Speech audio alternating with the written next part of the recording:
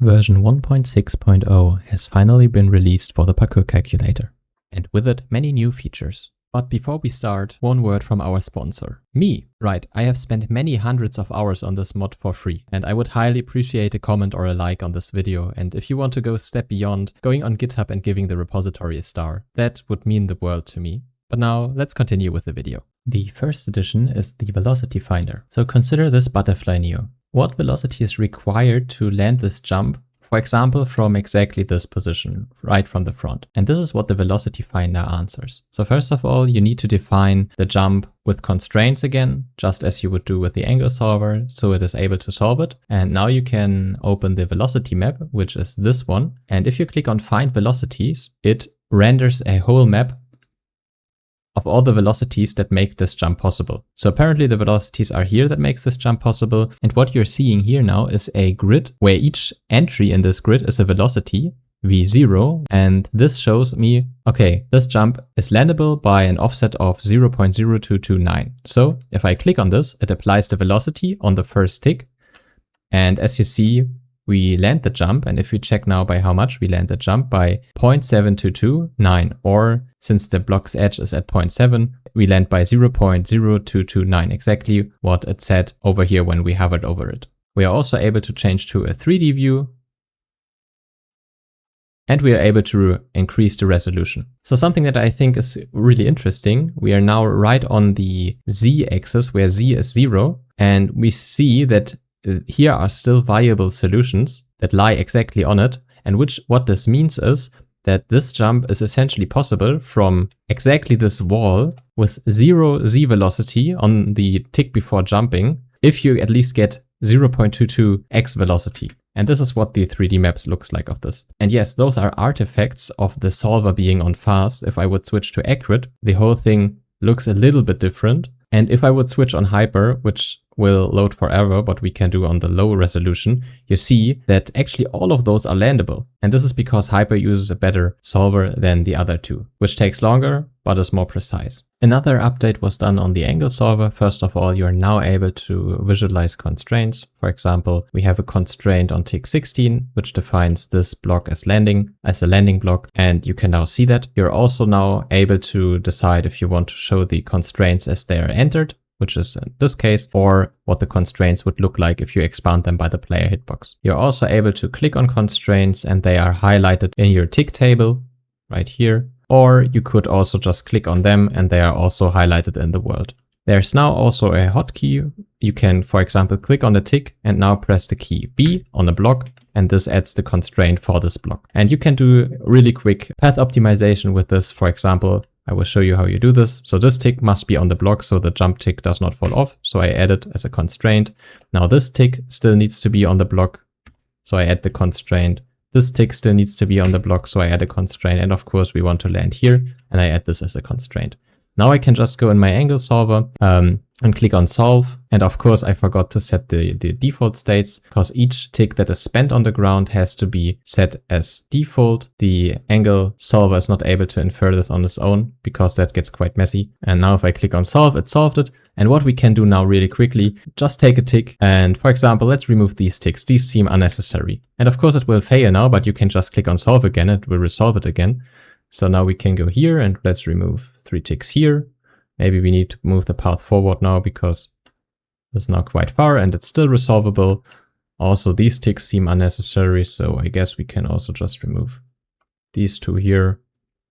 This is 1 tick now. Here we are as 2. So let's see if it still works. Still works. And now maybe we are also able to remove this tick and solve, and it still works. Nice. And what you could try now as well, let's see if we can also remove this tick.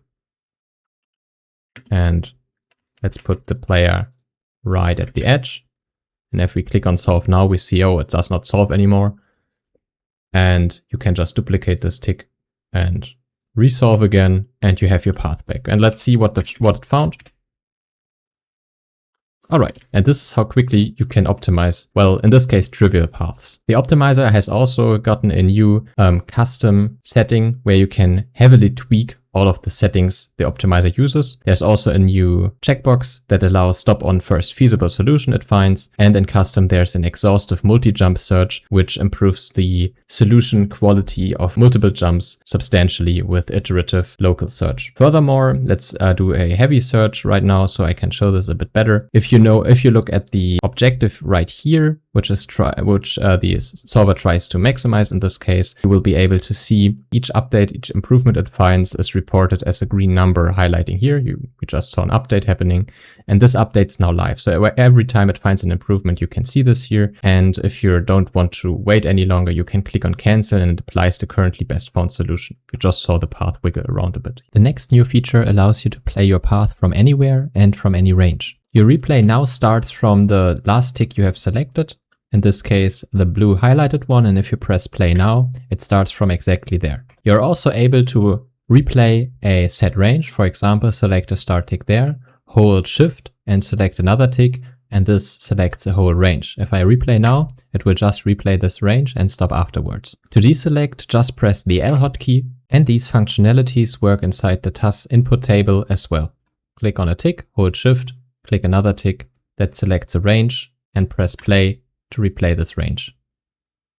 Now also supports folders. For this, you can either create a new TAS and write a folder name with a slash and the TAS name afterwards. And if you click on save, you will now be able to see that you have created a folder, which you can navigate into and out of again. This also works through the file explorer on your PC and allows you to organize your TASes more easily. Another quality of life feature that was added is state-dependable shifting of ticks, and for that you can just select a tick, now hold shift, and if you move this path around, it will check if the offset between the selected tick and the tick you're moving around stays the same. And with this, the path can't fall off this block, because then the offset between the selected tick and the start tick would change. And this allows me to now check very easily if this jump is doable with just 3 ticks, and as we see, it is not. So now I could set the jump tick here, move it backwards, and move it forward. And now this is perfectly aligned with this block's edge, the jump tick. So we see if we click on it, it is perfectly or almost perfectly aligned with this block's edge. And this of course also works